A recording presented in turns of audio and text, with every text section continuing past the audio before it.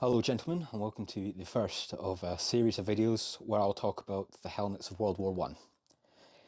Now we're going to start at the very beginning with the M16 Stahlhelm. This was one of the first helmets developed during the war, and it does show in places. It's rather simple, but it's certainly ahead of its time. So let's go over some of the features. As you can see, it's got good sweeping neck protection, a little sun visor, keep the sun out of your eyes, and of course chin strap and a leather liner, which I find very uncomfortable. It's bare bones, no padding whatsoever. Your head is kind of sat against the steel.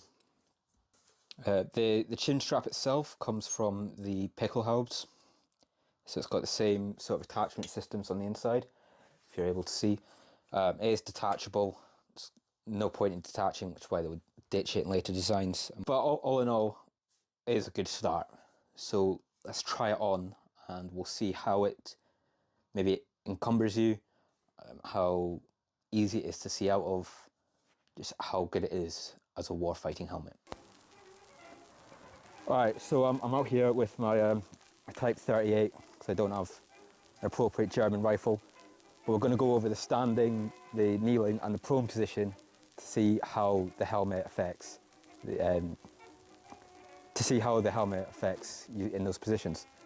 One thing I forgot to mention, it does have these air vents, which don't think they do much because they got rid of them quite quickly. One thing as well is it's quite a heavy helmet. It's quite large, so all that metal, especially after a long period of time, it's going to get in the way. First with the standing. In the standing position you don't get too much interference. It does sit quite well on the head, but the length of the sun visor does tend to get in the way. In the kneeling, much the same as the standing. No part of the helmet tends to get in the way of anything, so it is fairly good. It's just this visor is far too big. And then in the prone,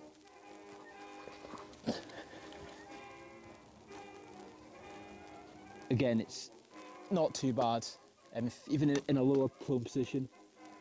One thing you would expect is the length of the neck guard would get in the way, but it's not actually as bad as you would have thought at first thought.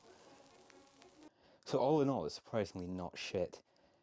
There is quite a lot of weight to it, which is remedied in later helmets, and that sun visor is just far too large. As I said in the start of the video, the liner itself is just not very comfortable, and being leather, I can see it chafing over time. But that is the M16 Stahlhelm. Tune in next time and we'll put the Mark I Brody to the test, see how it compares to the Stahlhelm. Thank you very much and goodbye.